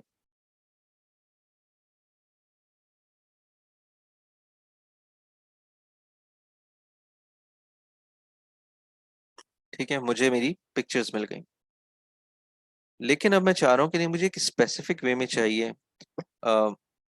A boy playing in the rain, sunset. ठीक है, और मैं इसको कह सकता हूँ कि जी लो लाइट, और कुछ कीवर्ड्स ऐसे भी होते हैं, जैसे लेट से मैं कुछ ना प्रॉम्प्ट रिसर्च करता हूँ, बेस्ट फोटोग्राफी प्रॉम्प्ट्स।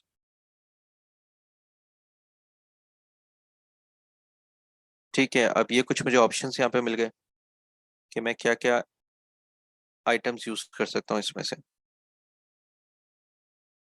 और इसका अकाउंट भी चाहिए, चले हमें कहते हैं जी हाई स्पीड फोटोग्राफ का हम चले कि प्रॉम्प्ट यूज कर लेते हैं।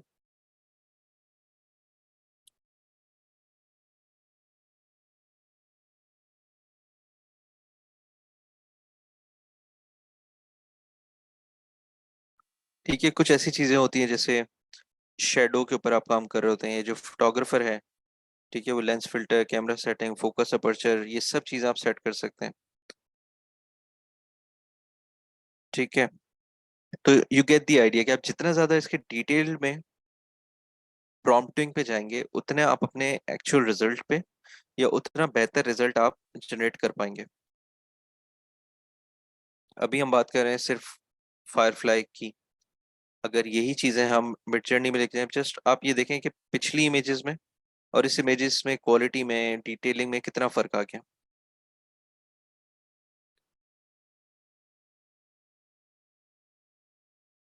ठीक है, स्टेबल डिफ्यूजन यहाँ पर है हमारे पास क्लिप ड्रॉप में। ठीक है, हम यहाँ पे चलें, यही प्रॉम्प्ट यहाँ पे देखते हैं।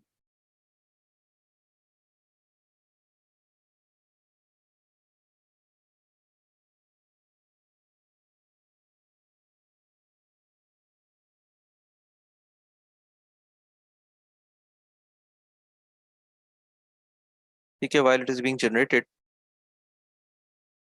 हम थोड़ा इस टेक्नोलॉजी को समझ लेते हैं कि अब आगे होने क्या वाला है। टेक्स्ट तो इमेज क्रिएट हो जाती है जी, कोई भी इमेज आपने एडिट करनी है, you can simply use the image and edit it accordingly. Let's say इस इमेज पे मैं कहता हूँ कि जी यहाँ पे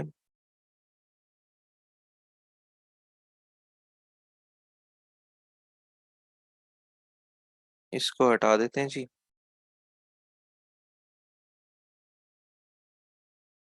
और यहाँ पे मैं एक टेडी बेयर ले आता हूँ।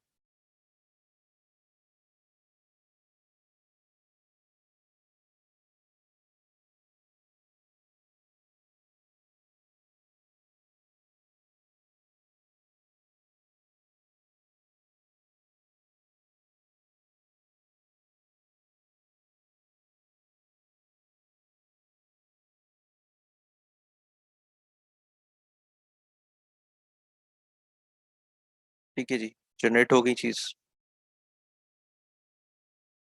सो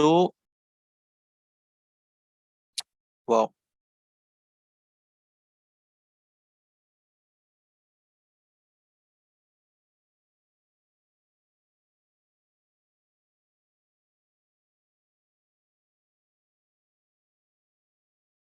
ठीक है। So you get the idea how easily, how quickly such content is being generated.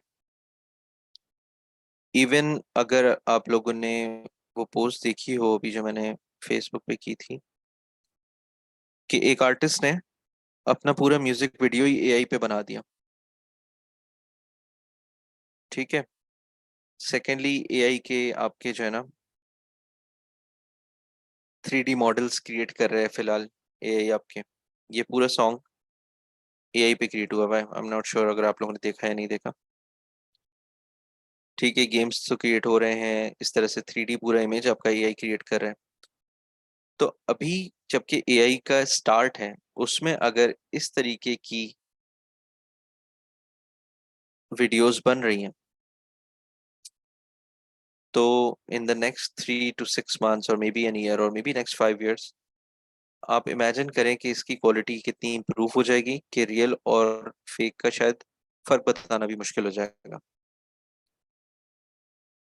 ठीक है, तो अब इस सिनेरियो में नॉर्मली अगर इस तरह का आप एक शूट करने जाएं तो आपके कितने पैसे लग जाएंगे, and all that money is being saved, even all those resources जो इससे पहले रिक्वायर्ड होती थी, camera crew, production crew, editors, everyone, उन सब की नीड खत्म हो रही है।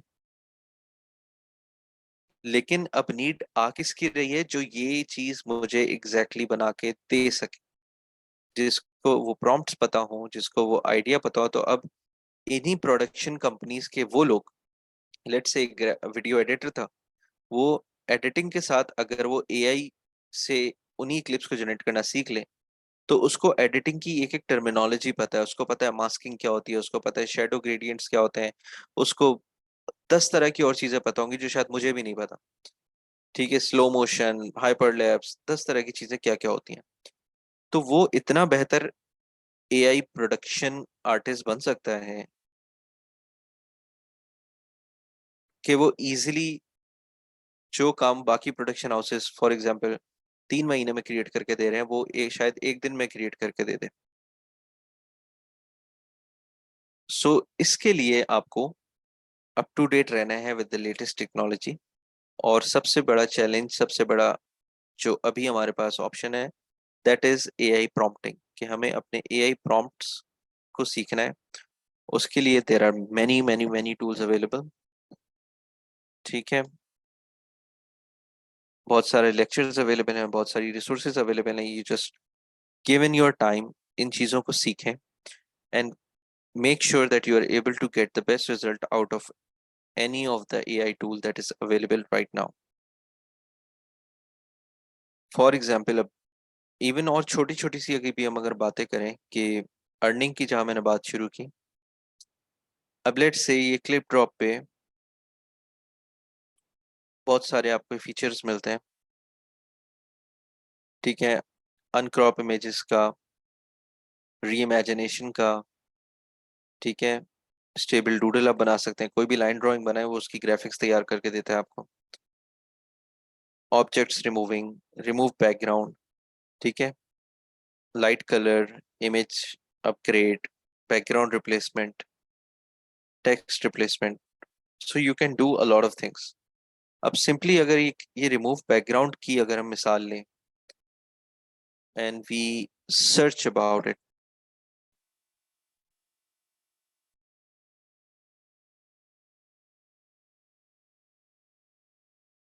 picture background remove,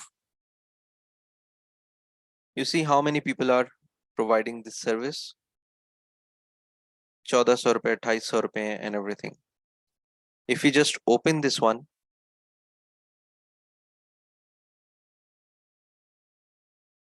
यहाँ पे आप देखें 1400 रुपए में भी जी 20 इमेजेस करके दे रहा है। प्रीमियम पैकेज में 11,000 रुपए में 50 इमेजेस ये प्रोवाइड कर रहा है। ठीक है जी। अच्छा,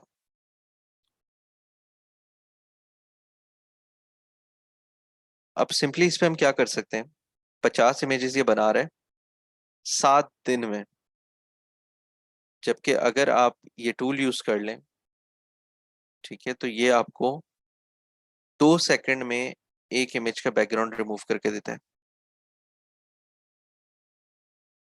दैट मीन्स 100 सेकंड में आप पूरी इमेज का बैकग्राउंड रिमूव कर सकते हैं।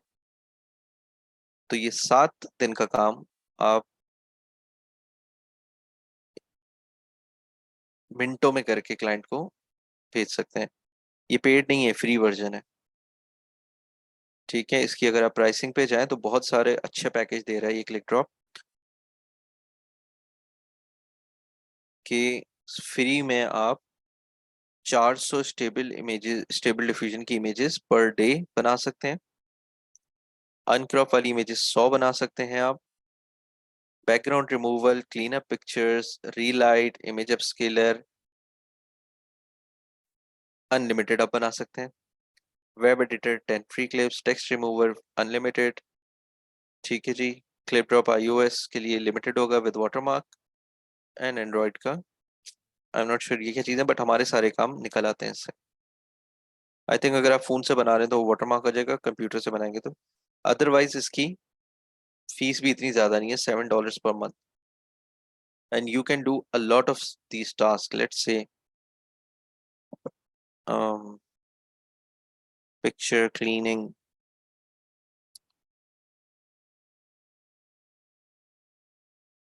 ठीक है, इस तरह की पिक्चर रिकलर भी आप कर सकते हैं। इसके भी बहुत सारे टूल्स अवेलेबल हैं आपके पास।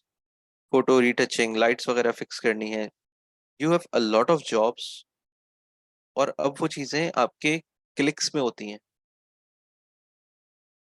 सो I don't understand what's the thing that is stopping you right now from creating a name for yourself, from building a brand of yourself.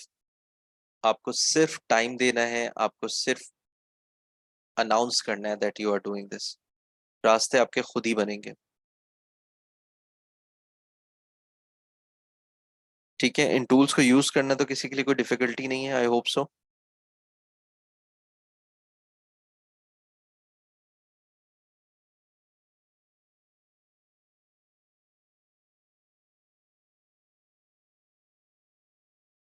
ठीक है, किसी को अगर कोई डिफिकल्टी है तो वो बता दीजिए।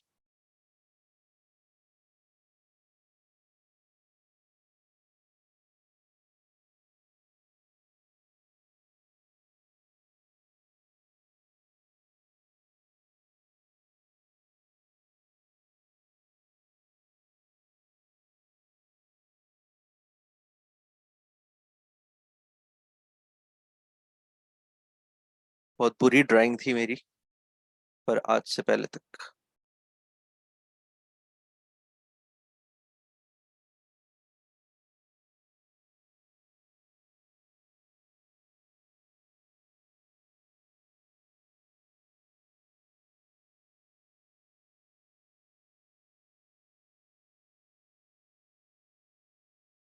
एक्सप्रेशन को नोट करते हुए, मेरी रिक्वायरमेंट को नोट करते हुए मेरी ड्राइंग्स क्रिएट हो गई।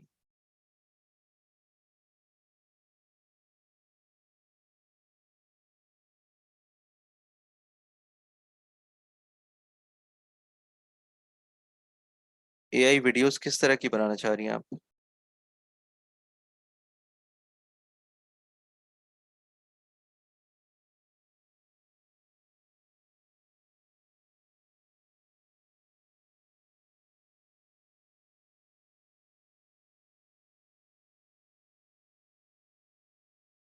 मूवीज की मतलब आप मूवीज के क्लिप यूज करना चाह रही हैं, क्या बनाना चाह रही हैं? एनिमेशन, एनिमेशन के लिए मैंने टूल्स कुछ शेयर किए थे, लेट मी जस्ट चेक।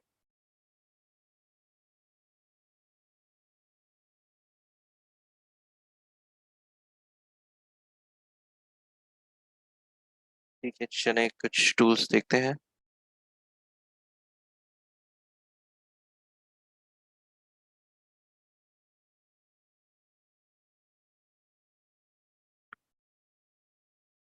जी, ये क्या कर रहा है? ये आपको टेम्पलेट्स प्रोवाइड कर रहा है टू क्रिएट एआई वीडियोस।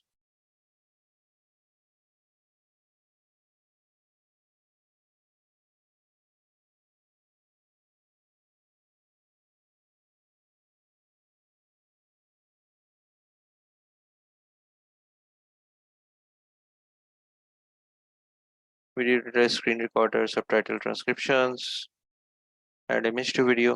मतलब सिंपली बहुत सारे टूल्स हैं। आई एम नॉट श्योर मैंने ये इमेज शेयर की है कि नहीं। आप लोग बस इस इमेज को यूज करें एंड जिस एआई टूल पे आपका दिल आ रहा है आप उसको उस पे काम करें, start exploring it, and you will get the results that you're looking for.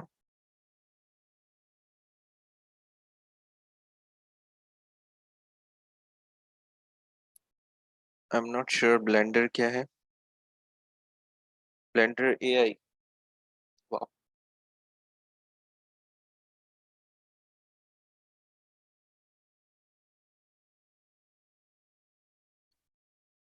Blender क्या है? सॉफ्टवेयर है एक अलग से या एआई टूल है?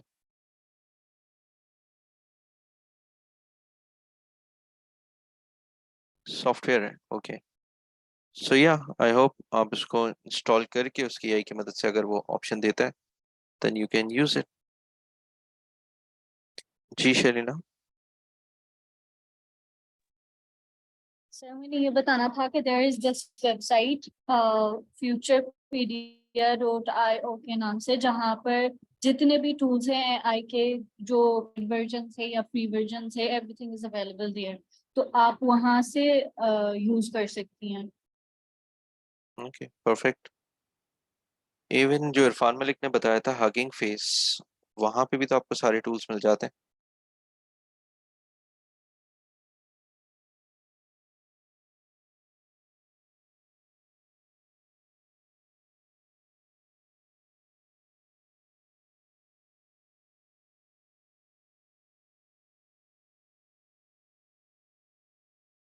ये मेरे ख्याल में आई थिंक उसके लिए है, डेवलपर साइड के लिए, if you want to create an AI tool और something.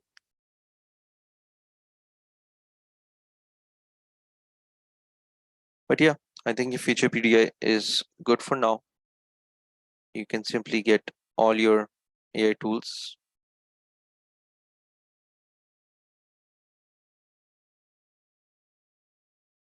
$56 plus best AI 3D tools.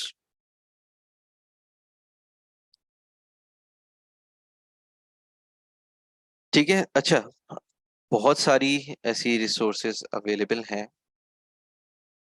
आपने सिर्फ काम स्टार्ट करना है and start showing me some results, ताकि मुझे खुशी हो कि हाँ यार, एटलीस्ट जो कुछ सिखाया जा रहा है, जो कुछ पढ़ाया जा रहा है, उस पर कुछ एफर्ट्स करके you guys are achieving some results.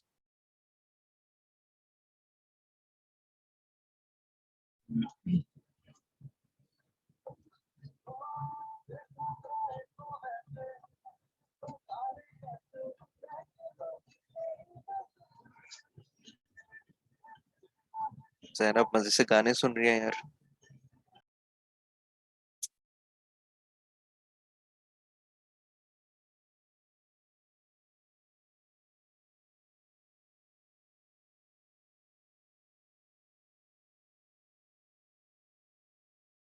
आप लोगों को पता है जब ओरिएंटेशन हमारी हो रही थी उस टाइम इतनी कोई फनी हरकतें हो रही थी ना आप लोगों की तरफ से कि मैं बड़ी मुश्किल से अपनी हंसी को कंट्रोल करके बैठा हुआ था। मतलब कोई अपने पूरे घर में चल रहा है, कोई जो है ना खाना खा रहा है बैठ के सामने कैमरे के, कोई पता नहीं क्या पंखे के सामने बस खड़े होके जो ना वो अलग ही कुछ जोन में थे आप लोग। ये म्यूजिक जनरेट कर रही है। खैर एनीवेज कोशिश ये करें भाई, अब तक तो चले ठीक है, but make sure that when you are getting into the professional zone तो थोड़ा प्रोफेशनल हो जाए, क्लाइंट्स के सामने कहीं कुछ ऑनलाइन क्लासेस वगैरह ले रहे हैं तो अब थोड़ा एडवांसमेंट की तरफ आए एंड इन चीज़ों को ज़रा फिक्स करें। चलें, यहाँ तक अभी सब चीज़ें क्लियर हैं? हाँ, किसी को आइडिया नहीं था, सबके कैमरे ऑन थे एंड सबकी स्टेटस पता चल रही थी कि कौन अभी किस स्टेटस में है। और आई होप लास्ट में फिर हम जब अपना एक कोई क्लोजर कर रहे होंगे कोर्स का तो फिर दोबारा देखेंगे कि कितना बदलाव आया है सब स्टूडेंट्स में। चलें, अभी एसईओ की बेसिक्स या इस एआई टूल्स के हवाले से कोई सवाल है? आई थिंक किसी ने कुछ अपवर्क से रिलेटेड सवाल पूछा था कि कुछ क्वेश्चन अपवर्क के।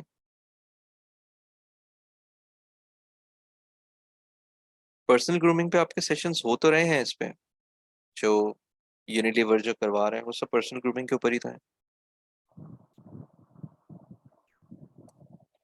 जी सैम। जी सर, मेरा ये क्वेश्चन है कि अपवर्क पे जब मैं जॉब्स देखती हूँ तो मतलब जॉब्स मैंने देखा है एक ही जॉब बार-बार वो पोस्ट हो रही होती है। तो फिर उन आपकी उन आवाज पे मिस हो अप्लाई गई। करने का अब आवाज़ आ रही है? जी। जी, मैं कह रही थी कि मैं अपवर्क पे जब जॉब्स देखती हूँ उन पे अप्लाई करने के लिए, तो मैंने ये देखा है कि हर कुछ घंटों बाद जो है ना वो एक ही जॉब बार-बार पोस्ट हो रही होती है, ज़्यादातर ऐसा ही है। तो फिर उन पे अप्लाई करने का तो कोई फ़ायदा नहीं है क्योंकि वो तो फिर शायद स्कैमर्स हों। दूसरा ये कि अगर एक जॉब अभी पोस्ट हुई है और उसपे 20 टू 50 प्रपोज़ल्स आ गए, तो फिर कुछ घंटे बाद जब वो जॉब अगर दोबारा पोस्ट हुई भी है और उसपे सिर्फ़ 5 प्रपोज़ल्स भी हैं, तो फिर उसपे अप्लाई करने का कोई फ़ायदा है? और ऐसा क्यों है कि सिर्फ़ सेम जॉब्स मतलब बार-बार वही पोस्ट हो रही हैं, तो फिर न्यू जॉब्स तो होती ही नहीं है, बहुत कम जॉब्स हैं इसका मतलब। देखिए, इसके लिए आपको अपने फ़िल्टर सिस्टम को थोड़ा बेहतर करना पड़ेगा कि आप डिफरेंट कीवर्ड से फ़िल्टर करें, डिफरेंट इनफैक्ट टाइम के हवाले से फ़िल्टर करें कि जो जॉब्स अभी पोस्ट हुई हैं, जो जॉब पिछले 24 आवर्स में पोस्ट हुई हैं, उस बेस पे आप एक तो सर्च करें। दूसरा आप कोशिश करें कि जैसे हमने फ़िल्टर लगाए थे ना कि हाईएस्ट पेइंग क्लाइंट्स के हवाले से आप फ़िल्टर लगा लें, हाईएस्ट रेटिंग क्लाइंट्स के हवाले से लगा लें, तो आपको फिर वहाँ पे ऑथेंटिक प्रपोज़ल्स मिलेंगे। लेकिन ऑब्वियसली उस पे कॉम्पिटिशन ज़्यादा होगा, लेकिन वो ऑथेंटिक जो है ना जॉब पोस्ट होंगी जिन पे आप ईज़िली बिड कर सकती हैं। हुँ, okay sir, thank you. Sir एक क्वेश्चन और है मेरा, सर जिन जी, पे 20 टू 50 प्रपोज़ल्स आ चुके हैं, वहाँ पे अप्लाई करने का कोई फ़ायदा है, होगा या नहीं होगा? अगर आप अभी बहुत ही स्टार्टिंग ऑफ द करियर में हैं, तो फिर कोशिश ये करें कि हाँ, कम प्रपोज़ल वालों को मैंने जो आपको एप्लीकेशन दी है ना अप अलर्ट्स वाली, उसको कॉन्फ़िगर करें। तो उससे होगा ये कि जैसे ही जॉब पोस्ट होती है आपकी फ़ील्ड से रिलेटेड, आपको नोटिफ़िकेशन आ जाएगा। आप फ़ौरन उस पे बिड करें, तो छोटे जो काम होते हैं ना 10, 20, $50 वाले, उनसे स्टार्ट करें। उनसे स्टार्ट करने से फिर ये होगा कि एक तो वो बंदे का छोटा-सा काम है, तो वो बस चाहेगा कि जल्दी से ये काम मेरा कोई कर दे। तो जिसने भी सबसे पहले प्रपोज़ल भेज दी है, वो उन्हीं को देखेगा जल्दी से। कोई बंदा समझ आएगा, वो उससे बात-वात करके काम को डिलीवर करने की कोशिश करेगा। इनके पास इतना टाइम नहीं होता कि आज पोस्ट करें, फिर कल जाके देखें तो 50-100 प्रपोज़ल्स आए हुए हैं। वो एक-एक करके देखें, वो बस इमीडिएट जो है ना फाइनल डिसीज़न्स लेते हैं अपने। Okay sir, thank you. ठीक है, वेलकम। जी, शरीना। सर मैंने एक प्रोफाइल बनाया था फाइवर पे, तो मुझे समझ initially I missed those lecture I guess, तो मुझे समझ नहीं आ रही थी। आप एक दफा देख सकते हैं कि उसमें क्या करना है? क्या करना है मतलब? आई मीन वो एक दफा अकाउंट मेरा देखते हैं, लाइक उसमें क्या ओवरव्यू करना है चेंजेस उसका। करने हैं। जी जी। ठीक है, आप मुझे लिंक दे दिएगा, मैं फ्री टाइम में ना आप देख लूँगा।